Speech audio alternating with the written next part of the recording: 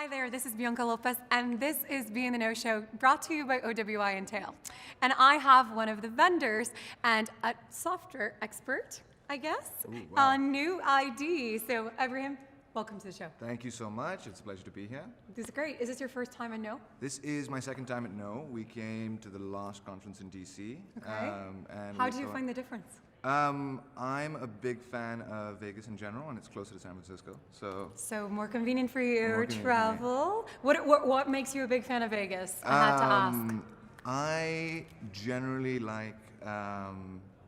Parties? I like the hotels. I like the shows. Yeah. I Have you been able to escape to see any shows? I haven't, no, but I have one that I've been recommended called Absinthe. It's like a mix Okay. of Cirque du Soleil and stand-up. Oh, that's cool. Yeah, right. Cirque du Soleil and stand-up. Yeah. So Cirque du Soleil comedy version. Yeah, Cool. Yeah. So tell me about New ID. sure. So New ID is providing an authentication solution for enterprises. Okay. And what we Lots enable, of authentication solutions for Lots of enterprises. So tell me authentication what about you that makes you special. Sure. So we enable enterprises to authenticate their users without having to store their credentials.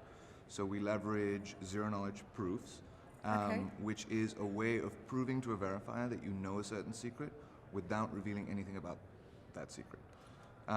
It's a form of cryptography that's been in academia since the 80s. It's just now being brought into commercial use. So what? Asymmetric cryptography, homomorphic encryption, what are you using for? It uses elliptic curve cryptography, and it's similar to public-private key pairings. Infrastructure? Okay. Yes, but the difference is that it doesn't require the storage and management of a private key.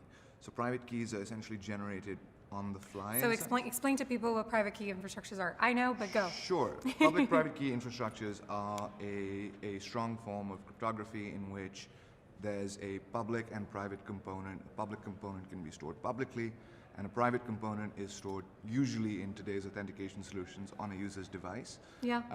And Usually instead of- living in the secure element of the phone. Usually living in the secure element of the phone, and the way... And this is like, for people that don't understand what this is, it's a little chip, little thing inside of your phone that stores important stuff. Yep.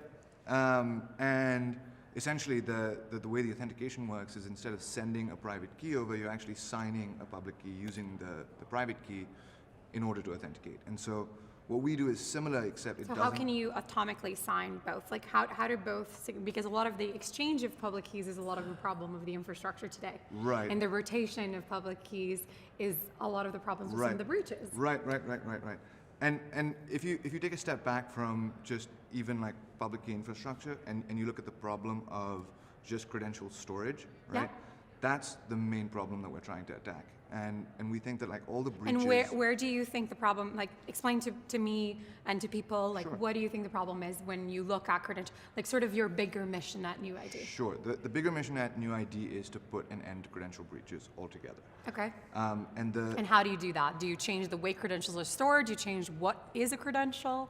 Yes, so a little bit of both. So what we're doing is we're saying let's try and upend what's known as a shared secret paradigm, where you have to share your secret with every single service that you sign Person, up for. yeah. Right. Or entity. And because of that, what happens is you end up duplicating your digital identity information in silos all over the internet, which is why when an attacker breaks into a network, the first thing that they go for is a password database, because you might reuse your Because people are password. lazy and we kind of Yeah. reuse passwords, and now I have access to the kingdom. Exactly. And so what we're saying is get rid of credential storage altogether, eliminate the risk of a credential breach.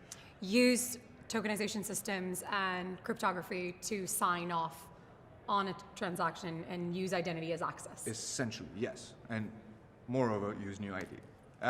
But Commercial. yeah, and so just enabling that, right? Enabling enterprises to install this API into their IAM systems. I've worked with a lot of banks and a lot of enterprises. You kind of look under the hood. A lot of them will have IBM mainframe. They'll have silo data. They'll have Active Directory, CA Technologies, Transmit. They'll have Forge Rock. They'll have a bunch of different providers that they've kind of stitched together over the years. So if I'm sitting here watching this, and I have a lot of banks that watch the show, and I'm trying to figure it out, is New ID the right thing for me? what are you enabling? Are you building me an infrastructure of abstraction of APIs? Sure. What does the implementation look like? The service looks like a very, very thin layer. It comes in the form of a RESTful API. Okay. And our goal is to have it be as interoperable with as many different systems that we see Providers as possible. in enterprises as possible. For example, we're building out an integration with ForgeRock. Okay, So we're amazing. going to be part of their trust network and essentially enabling companies to use New ID as the authentication piece within a larger ForgeRock IAM framework. structure. Yeah. So there really is an opportunity for me to sort of have an abstraction layer, connect all my IAM providers. Yep. And then say, forget their each private key infrastructures and use your substitution paradigm shift. And the reason that we think that it's actually advantageous for banks and for other companies to do this is because if you use a PKI-based solution, it's usually for a passwordless kind of flow. Yeah.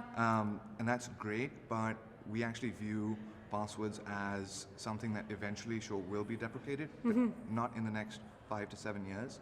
And you will have new different authenticators. So you're really saying, pick whatever authenticator you want, actually just don't use a private key as an infrastructure to authenticate against? Well, moreover, we're saying it's very likely that you need both a passwordless and a password-based access to your service. And while today, if you use PKI for the passwordless bit, you're still having to store credentials for the password-based stuff. Yeah. With New ID, it's a flexible protocol that uses zero-knowledge proofs, and that can cover both of those use cases, but without actually having to store credentials. Okay. And so it simplifies MFA to some extent.